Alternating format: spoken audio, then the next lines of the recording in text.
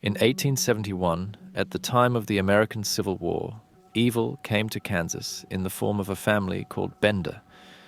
Like many other settlers, they moved west to an uninhabited area to escape the horrors of the Civil War and start a new life there. The Benders were initially completely normal settlers, a family that was trying to find peace and quiet somewhere. The family was granted 65 hectares of registered land there, which lay between the towns of Tahir and Galesburg. The property bordered, among other things, the so-called Great Osage Trail. At that time, that was one of the main routes for those looking for a new life in the West. And the Bender's house was right on that trail. This house consisted of just one room, a large room that was separated by a curtain. One part was the living space of this family, and the other part was where they had set up a small shop. It was an inn, but also a general store, and they sold all kinds of essential goods there. But also tobacco, horse food, gunpowder, and alcohol. It was a bit of a shambles. There was their general store, and at the same time there were tables where people sat and had something to drink or eat. But there were also beds on which travelers could rest for a night.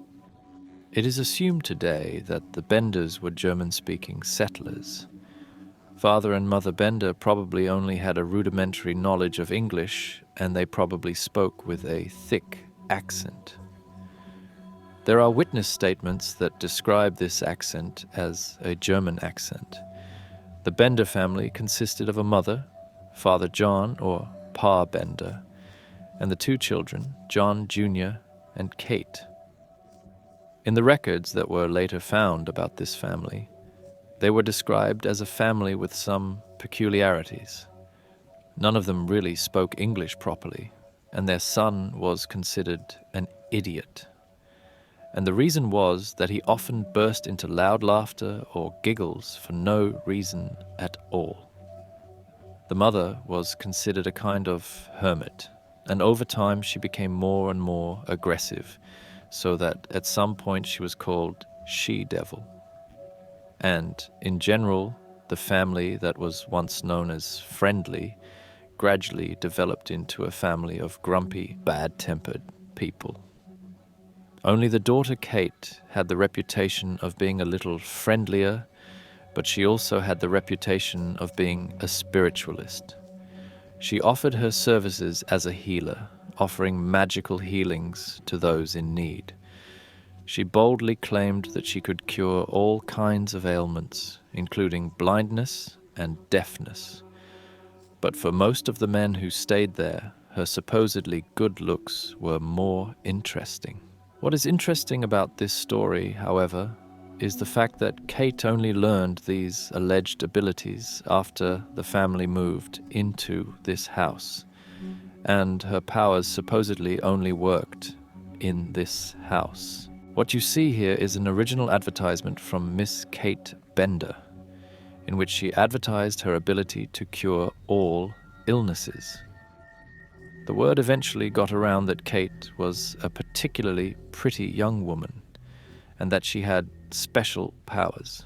As a result, Bender's Inn was well known and became a meeting place for many travelers, but at some point people suddenly started disappearing. It all started in May 1871. The body of a man known as Jones was found in a place called Drum Creek. The man was really badly beaten up. His head was not recognizable, and there were deep wounds in his neck. The following year, 1872, 2 more men disappeared there, found with similar injuries. And by 1873, so many people had disappeared there that people began to avoid the area. At that time, however, no suspicion fell on the Bender family. After all, it was the time of the Wild West, when there were numerous reasons for people to disappear. This path, which led past the Benders' homestead, was also considered a kind of playground for thieves and robbers. It was normal at the time that 1 or 2 settlers never made it to the west. These deaths were really not uncommon. But these disappearances were so concentrated in this area that someone needed to be blamed. However, it was not the Benders at first. Suspicion fell on a Native American tribe. It was assumed that this tribe wanted revenge for the white man invading and seizing their land. However, this attitude changed when a mysterious disappearance occurred, and for the first time, the Bender family was interrogated. In the winter of 1872, a man named George Lawrence and his young daughter disappeared. The two were on their way to Iowa after the death of Lawrence's wife. Lawrence had a friend in his old home called Dr. William York. William was worried that he had not received any news of Lawrence and his daughter in months. This Dr. York then set out to find the two and took exactly the route that Lawrence had planned with his daughter. The result of this search was that Dr. York also disappeared. But York had had very good relationships with his brothers, a Colonial Ard York and a Senator Alexander York, and both knew about their brother's travel plans. When he didn't come back, they organized an investigation into the matter, and a large search party was put together. 50 men searched for their missing brother. Colonel Ard York arrived at the Benders Inn with a Mr. Johnson. They were warmly welcomed by the family, who also admitted that Dr. York had actually stayed with them. But he had simply left without any further incidents. The father of the Bender family then brought the conversation back to this supposedly aggressive tribe, to which the doctor may have fallen victim. York and Johnson believed this story and even accepted the Bender family's invitation to dinner. The next day, they continued to search for the missing man. On April 3rd, 1873, however, things changed. Colonel Ard York heard about a wounded woman who had been picked up, and she reported that she had been a guest at the Benders' house when the mother of the family suddenly attacked her with a knife. She fended off this attack and escaped. Colonel York immediately gathered a group of armed men and stormed the Benders Inn. The family, and especially the mother, of course, vehemently denied any accusation. They reported that the woman was a witch who had put a curse on the coffee in the inn. Thereupon, she angrily ordered the men to leave the property immediately. It was one person's word against another's, and the men could do nothing. But the brothers and some families from the neighborhood were firmly convinced that the Benders had something to do with the disappearance of these people. In the weeks that followed, people continued to disappear there. Finally, some kind of residents' meeting was then held, which was attended by 75 residents of the area. Among them was the father of the Bender family and his son, John. It was decided to obtain search warrants for every single farm in the area between Big Hill Creek and Drum Creek on behalf of the community. The Bender family members present at the time had no objections to this and went home quietly and peacefully after the meeting. 3 days later, a man drove cattle past the Benders' property. He was surprised that the house seemed so deserted. No one was outside the cabin, and the animals did not appear to have been fed. There was no sign that anyone was there. He told a few people that he had the impression that the Benders had left the house. A volunteer group was then organized to go there, and that group found that the house was indeed deserted. A search of the inside of the house confirmed this, and it was found that all the food, clothing, and belongings of the family were gone. The whole family had simply taken off. However, the men then noticed a really bad smell in the house, a smell of blood and decay. The men tried to determine where this smell was coming from, and they then discovered the flap of a trapdoor under a bed. It turned out that the trapdoor flap had been nailed shut.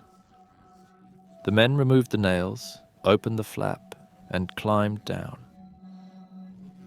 They came to an underground room with a foul stench.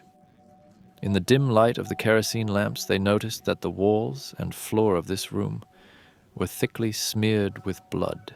After they had left this room, and after the initial shock, they decided to come back with pickaxes and shovels. They wanted to break open the floor in this room because they suspected that the remains of the missing people were underneath. They got to work, but they found nothing under the floor.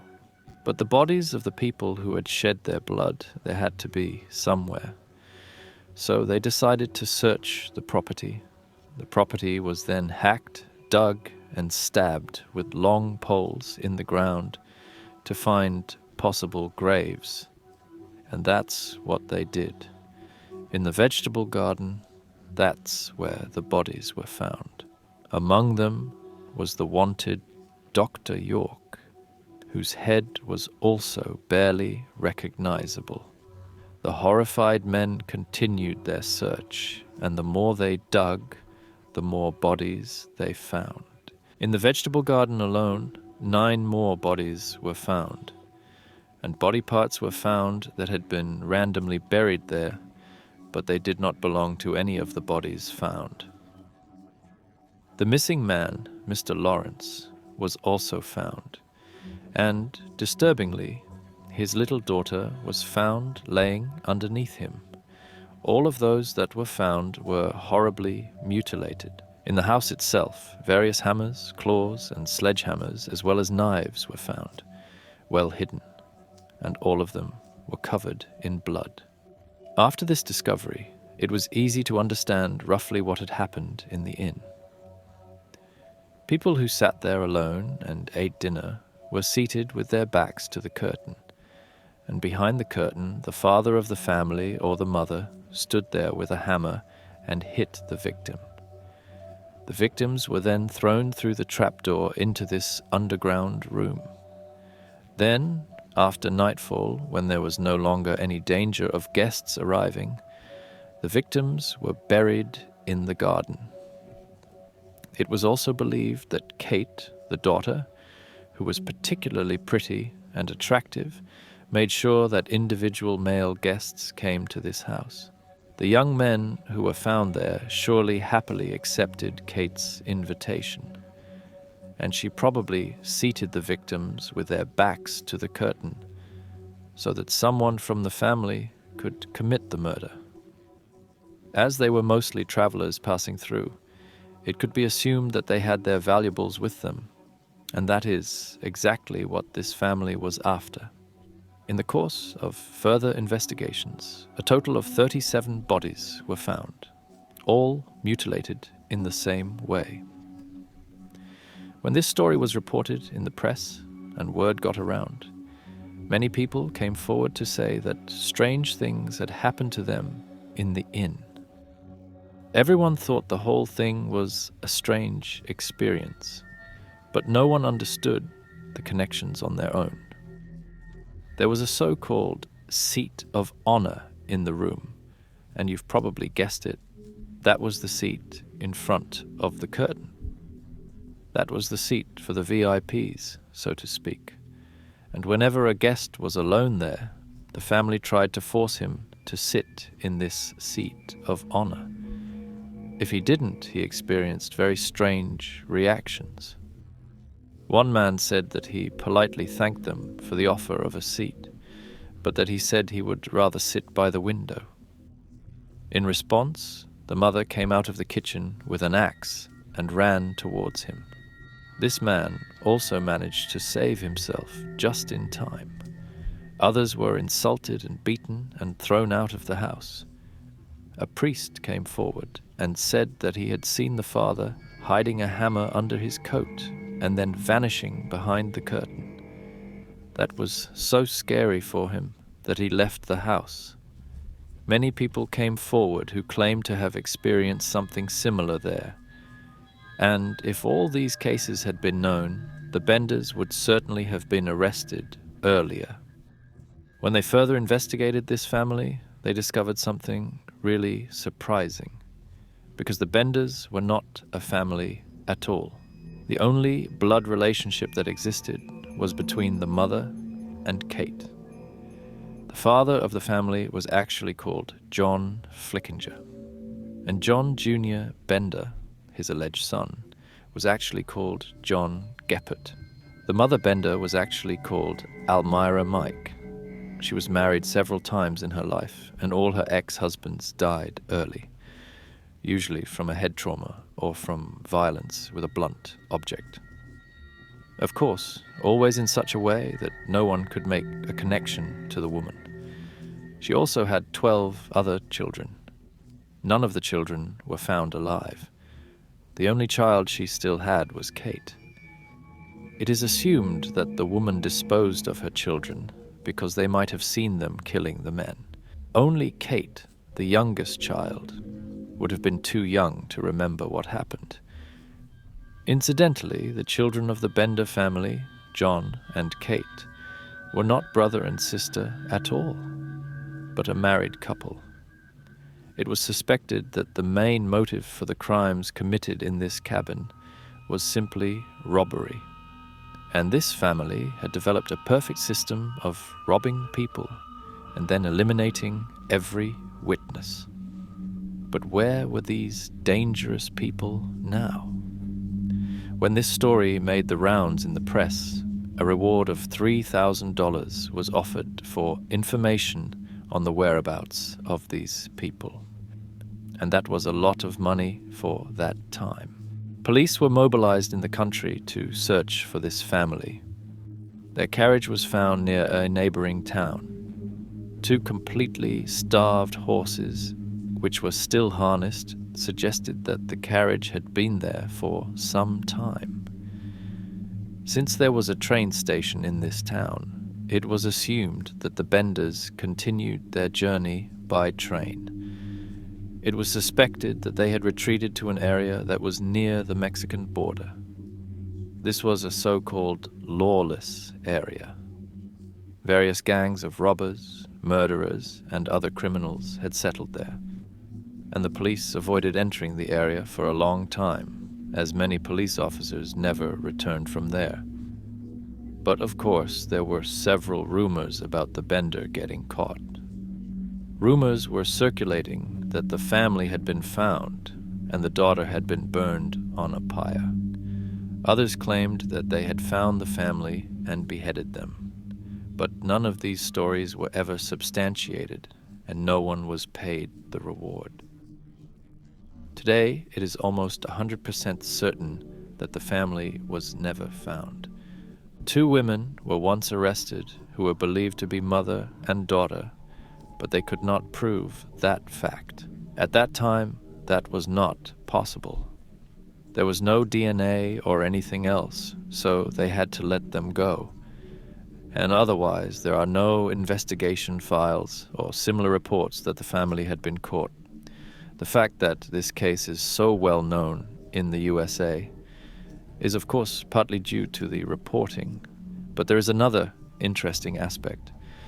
I think that many of you still remember Little House on the Prairie. In this book, little Laura tells of her life in a settler family. The book is well known, and of course, the whole thing was made into a TV series.